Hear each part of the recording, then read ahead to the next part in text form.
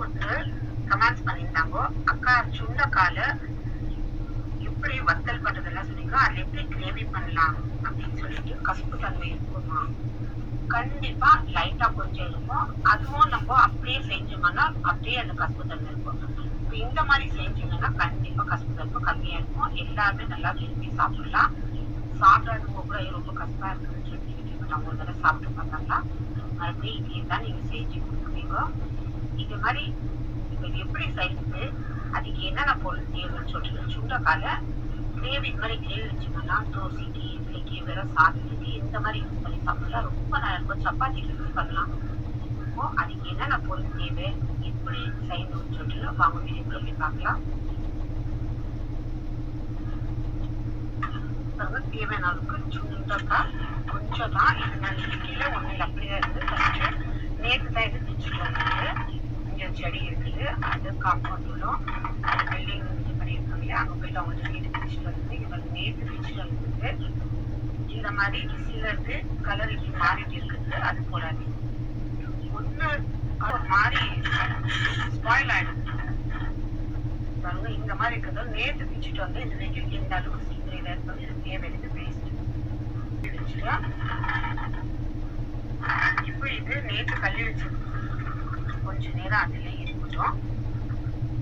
அப்புறமா கொஞ்சம் ஏன்னா பாருங்க, இது இந்த இது பிச்சு இல்லைங்களா, அதெல்லாம் கொஞ்சம் அந்த பூச்சி பிச்சு ஏன்னா வந்து எடுத்துன்னு வந்தது இது கழுவிடணும். ஃபர்ஸ்ட் கைப்பிடி அளவுக்கு தான் பிச்சு இருக்குது. அந்த 2 கைப்பிடி அளவுக்கு தான் நான் மசாலா எடுத்து வச்சுக்கிறேன். அதிகமாயிடுச்சுன்னா நீங்க நான் எடுத்து வச்சுக்கிற மசாலால கொஞ்சம் கொஞ்சமா எடுத்துக்கலாம். நல்லா கவனமா ஸ்டார்டிங்ல இருந்து எண்டு வரைக்கும் பாருங்க, ஸ்கிப் பண்ணாதீங்க. ஸ்கிப் பண்ணிட்டு பாத்தீங்கன்னா எது எப்படி எவ்வளவு போட்டு எப்படி செய்யணும்னு சொல்லி தெரியாது. இப்போ எனக்கு கமெண்ட்ஸ் பண்ணவங்களுக்காக அடுத்து கமெண்ட்ஸ் பண்ண இல்லாத இருக்கிறவங்களுக்கும் சேர்த்து தான் இந்த வீடியோ நான் போட்டிருக்கிறேன் பாருங்க. அடுத்து வந்து வெறும் சுண்டைக்காலே நம்ம மசாலா வச்சு போட்டு செஞ்சோம்னா நல்லா இருக்குது கிரேவி மாதிரி. அதனால ஒரு 4 உருளைக்கிழங்கு எடுத்து நல்லா இந்த மாதிரி தோலெல்லாம் சீவிட்டு இந்த சைஸ்க்கு கட் பண்ணி வச்சிருக்கிறேன். அதுவும் தண்ணியில கழுவிட்டேன். இன்னொரு ஏன்னா அப்படியே வச்சிட்டோம்னா கருப்பாயிடும், கலரே மாறிடும். அடுத்து வந்து தேவையான அளவுக்கு ஒரு 10 தக்காளி கிட்ட எடுத்து வச்சிருக்கிறேன். ஏன்னா கிரேவி கொஞ்சம் அதிகமா வேணும் இல்லைங்களா, அதனால ஒரு 10 தக்காளி கிட்ட எடுத்து வச்சிருக்கேன். ஏன்னா இந்த மசாலையில இந்த சுண்டைக்காய் வேணும். நீங்க இதோட பெரிய சைஸ் வச்சிருந்தீங்கன்னா ஒரு 5 தக்காளி எடுத்துக்கலாம். இது சின்ன சைஸ்னால ஒரு 10 தக்காளி எடுத்து கட் பண்ணி. அடுத்து தேங்காய் தேவையான அளவுக்கு உங்களுக்கு எவ்வளவு வேணுமோ அந்த அளவுக்கு நீங்க எடுத்துக்கலாம். தான் உங்களுக்கு வேணும் தான் நீங்க சேர்த்துக்கலாம். இல்ல வெறும் சுண்டைக்காய் சுகர் பேஷண்ட் கண்டிப்பா இந்த மாதிரிலாம் செஞ்சு கொடுப்போம். அவங்க நல்லா விரும்பி சாப்பிடுவாங்க. தோசை, சப்பாத்தி, இட்லி, வெறும் சாப்பாடுல இந்த மாதிரில எல்லாம் அவங்களுக்கு அவ்வளவு நல்லது சுகர் பேஷண்ட்டுக்கு. இது வந்து உங்களோட ஆப்ஷன் தான். வேணும் தான் சேர்த்துக்கலாம், இல்ல கட்டா வேண்டாம். அப்படியே இதுல கத்திரிக்காய் கூட வேண்டாம் கூட நீங்க சேர்த்துக்கலாம். உங்களுக்கு விருப்பம் இருந்தாங்க. வெங்காயம் ஒரு 2 நல்லா பெரிய சைஸா இது மாதிரி கட் பண்ணி வச்சுட்டு இந்த சைஸ்க்கு தான் இருக்கணும். ரொம்ப மோட்டா இருக்கும், மெல்லிசா இருக்கக்கூடாது. தேவையான அளவுக்கு கருவேப்பிலை, தேவையான அளவுக்கு மஞ்சள் பொடி, தனியா பொடி, மிளகா பொடி. அடுத்து வந்து பட்டை, லவங்கு, ஏலக்காய். அதுக்கு தேவையான அளவுக்கு தான். ஒரு லவங்கு, 2 லவங்கு, ஒரு ஏலக்காய், ஒரு 2 குச்சி பட்டை.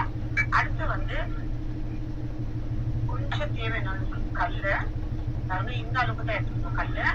இதுல வந்து கீழே வந்து கசகசா இருக்குது. இதுல வந்து கசகசா இருக்குது. கசகசா போட்டீங்கன்னா இன்னும் நல்லா ஒரு டேஸ்ட். அதனால ரொம்ப லாங்கா போயிட முடியும். இந்த தேங்காய், தக்காளி, இந்த கசகசா, கல்ல, அப்புறமா இந்த பட்டை, லவங்க, ஏலக்காய் எடுத்து வச்சுக்கிறதுக்குறோம் எல்லாம் ஒரே ட்ரிப் அரைச்சிட்டு அப்புறமா இந்த மசாலா நம்ம வந்து சேர்த்துக்கலாம். இப்போ நான் அரைச்சிட்டு வந்து உங்களுக்கு காட்டுறேன். இதுலயே கசப்பு தன்மை வரும். அதனால கசப்பு இருக்கிறது சாப்பிடுறது நல்லது தான். இருந்தாலும் அழுக்கு மீறி ப்ரௌன் பண்ணக்கூடாது. அது எப்படி வதக்கி எடுக்கணும்னு சொல்லிட்டு நான் காட்டுறேன். ஏன்னா இதுல தண்ணி இருக்கக்கூடாது. நம்ம எண்ணெயில போட்டு வதக்கும் போது தண்ணி இல்லாம வதக்கணும்.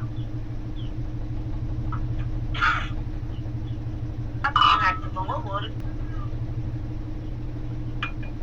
ரொம்ப நல்ல டேஸ்ட் கொடுக்கும் கசகசா கறி. அடுத்து வந்து இந்த பட்டை, லவங்க, ஏலக்காவும் இதுலயே சேர்த்து அரைச்சு கொடுக்கணும்.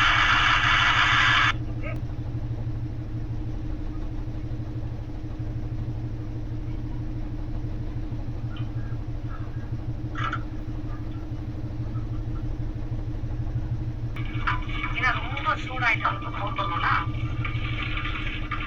இன்னைக்கு தண்ணி இந்த சுண்டக்காய் உள்ள இருக்குதோ அந்த அளவுக்கு கொஞ்சமா கல்லு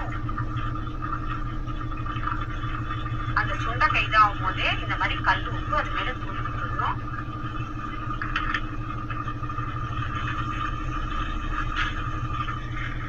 போட்டோம்னா எந்த யூஸ் இல்லை. அது இருக்க அந்த விதெல்லாம் வந்துச்சுன்னா அது உள்ள இருக்க அந்த விதை தான் முக்கியம். அப்பதான் அந்த சுகர் பேஷண்ட் நல்லா இருக்கும். கசப்பு தன்மை பாருங்க. இந்த மாதிரி ஒரு லைட் கலர் மாறும்போது இப்படி இருக்கணும். நம்ம செய்யற பொருளுக்கு யூஸ் பண்ணலாம். அதனால நீங்க சேர்க்க வந்து உப்பு கொஞ்சம் கம்மியா சேர்த்துக்கோங்க. ஏன்னா இந்த மாதிரி உப்பு போட்டு இதை வதக்குனாதான் அந்த கசப்பு கொஞ்சம் கம்மியாகும். பசங்க கூட நல்லா சாப்பிடுவாங்க. ரொம்ப அதிகமா வச்சிடாதீங்க. ஏன்னா ரொம்ப சீக்கிரம் ப்ரௌன் கலர் ஆகிடும். ஏன்னா அந்த எண்ணெயிலே கொஞ்ச நேரம் நல்லா வேகணும். அது வெந்த பிறகு நல்லா அதிலே ஒரு டேஸ்ட் நமக்கு. அதனால சிம்ல வச்சுட்டு நல்லா லைட்டா இந்த மாதிரி கலர் மாறும்போது நல்லா கலர் அப்படியே மாறும். நல்லா ஸ்மெல் அந்த மாதிரி வதக்கும் போது பச்சை கலர்ந்து எப்படி இந்த மாதிரி கலர்ல வந்துச்சு. இப்போ இதை எடுத்து ஒரு பிளேட்ல செப்பரேட்டா வச்சுக்கணும். ரொம்ப அதிகமா பண்ணணும், அந்த சுவையே இருக்காது.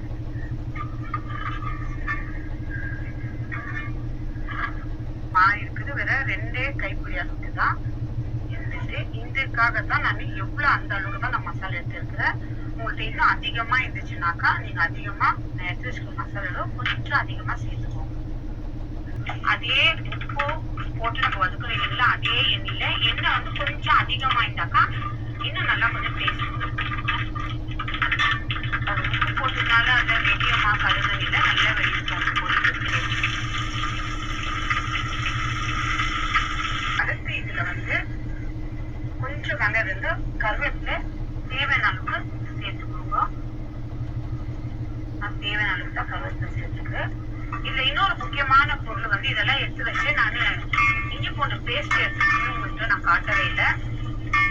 அதுவும் தேவையான அளவுக்கு தான் எடுத்து வச்சிருக்கிறேன்.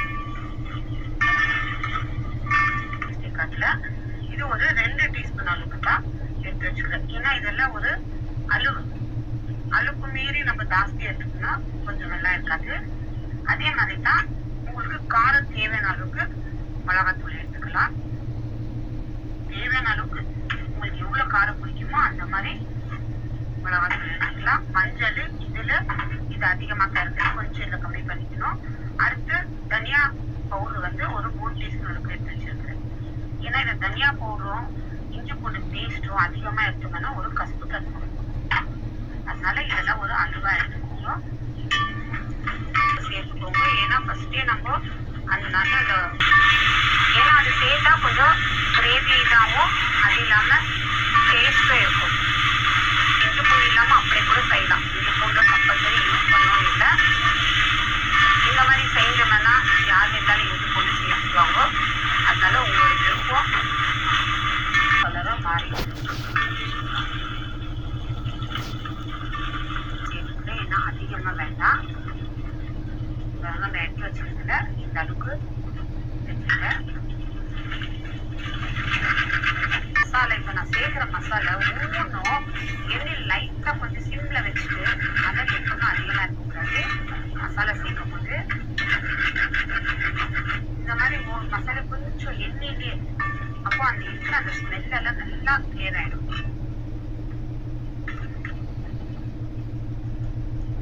மிளகாத்தூள் வந்து உங்களுக்கு தேவையான அளவுக்கு நீங்க சேர்த்துக்கலாம்.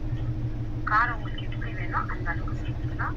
நானும் 2 டீஸ்பூன் அளவுக்கு எடுத்து வச்சேன். அதை அப்படியே சேர்த்துக்கிறேன். கலரும் நல்லா தெரியும். அது இல்லாம ஸ்மெல்லாம் அந்த மிளகாத்தூள்ல இருக்கிற ஸ்மெல்லு கூட தனியா பவுடர் இதுவும் தேவையான அளவுக்கு ஒரு 3 டீஸ்பூன் எடுத்து வச்சிருக்கிறேன். நல்ல ஒரு சூப்பரான ஸ்மெல் இருக்கும்.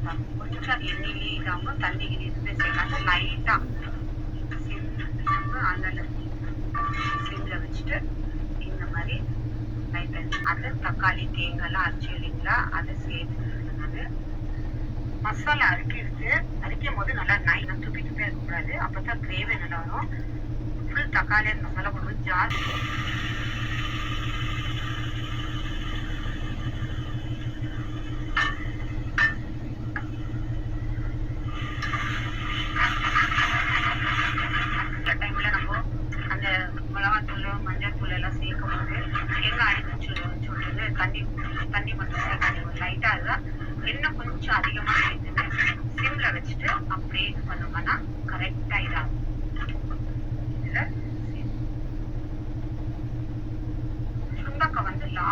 கிழங்கு வெந்த பிறகு லாஸ்ட்ல அது போட்டுட்டு இப்போ இது தேவையான அளவுக்கு, ஏன்னா ஃபர்ஸ்ட் இப்போ நான் ஸ்டார்டிங் உங்களுக்கு எல்லா மசாலா காட்டினா இஞ்சி பூண்டு மருந்து அந்த மாதிரி மருந்துற போறீங்களோ உப்பு வந்து ஸ்டார்டிங்ல போட்டு இருக்கணும். அது இருக்குது தேவையான அளவுக்கு நான் கொஞ்சமா பத்தலைன்னா சேர்த்துக்கலாம்.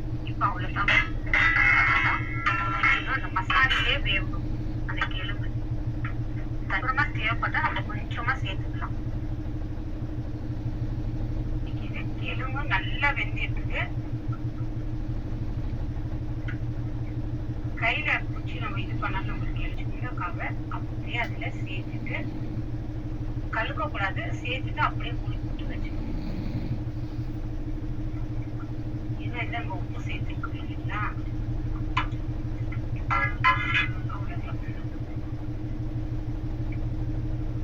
கொஞ்ச நேரம் மசாலையில போயிட்டோம். இந்த மாதிரி கெட்டியா வச்சோம்னா கிரேவி. இன்னும் தண்ணி வேணும், கொஞ்சம் கொண்டு மாதிரி வேணும்னா கொஞ்சம் தண்ணி சேர்த்துக்கலாம். நான் தண்ணி இல்லை மசாலையிலே அந்த அரைச்ச மசாலோட நல்லா கொதி வந்துச்சுல ஆஃப் பண்ணிடுவோம். இவ்வளவு மூடி போட்டு வச்சு இங்க கேப் இல்லாத மாதிரி.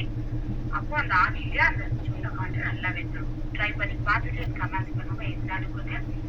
தோசை, இட்லி, வெறும் சாதம், பூரி, சப்பாத்தி இந்த மாதிரி கெட்டியா இருந்துச்சுனாக்கா நல்லா சாதம் சாப்பிடலாம். எந்த பொருள்